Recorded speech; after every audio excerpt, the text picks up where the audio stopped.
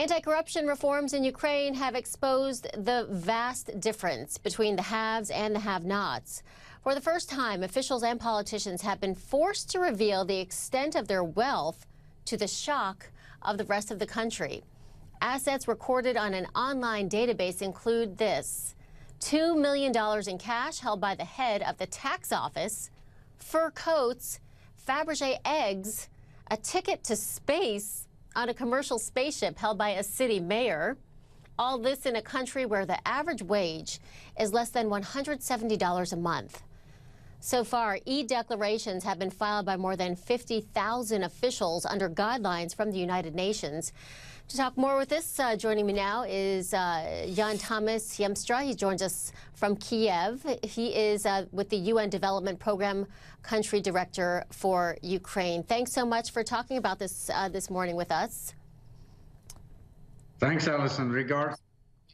So, remind us how this register came about in the first place. Why all of a sudden is everybody stepping forward and talking about what they own? Are you there, Alison? Yes, I am. I think we're having some audio difficulties. Can you hear me? Yes, I can hear you now. Can you? Okay, I'll go ahead and repeat the question. Walk us through why this registry is being released. Thank you so much. We remember that Ukraine 2 years ago came out of a Maidan revolution.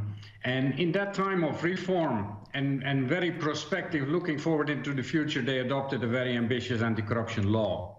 Part of that law was to have all the civil servants, government officials, judges, ministers, the top brass of government have declared their asset in a public register. And last Sunday, the deadline closed for that register, and that's why we can find all this beautiful information now on the internet for everybody to see.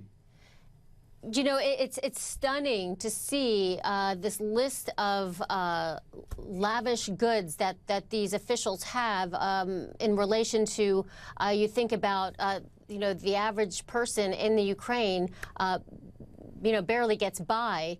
How is this being received? Obviously, there's huge outrage, but what happens now? Now that these officials have released these details, is there going to be an audit? Is it to see if they should be owning these kinds of things, this kind of money? Well, indeed, this has been a very sobering experience for ordinary Ukrainians. It was known, but now it's out in the open and actually declared by the people themselves who own these goods. The outcry is very clear. Now this needs to be followed through. The database needs to be analyzed properly. Those cases where suspicions are of corruption will need to be teased out, and then the country will need to go forward into investigation and prosecution. That is the outcry out here. Of course, it's a very ambitious program in that sense, because the prosecution service in this country is not known to be the sharpest also. And also the anti-corruption agencies that have set up this system are still very young. 6 months old, our National Agency for the Prevention of Corruption. So we still have quite a way to go, but that is definitely the direction. What do you think? Does this transparency wind up making Ukraine more attractive or less attractive to investors? Well, obviously, the trust of people in their government, but also the trust of foreigners and business people in a government. The fact that you know whom you're talking to, where your profits are, when you get your tax return, all these securities that we have in normal countries, that trust in government institutions is far to find in Ukraine in many aspects. And I believe this transparency, this increased accountability of government officials will definitely contribute to also the business climate, although there is nothing that we can promise about that in the next 6 months to 1 year. This is really a medium to long-term reform of which we will go and see the benefits in a while.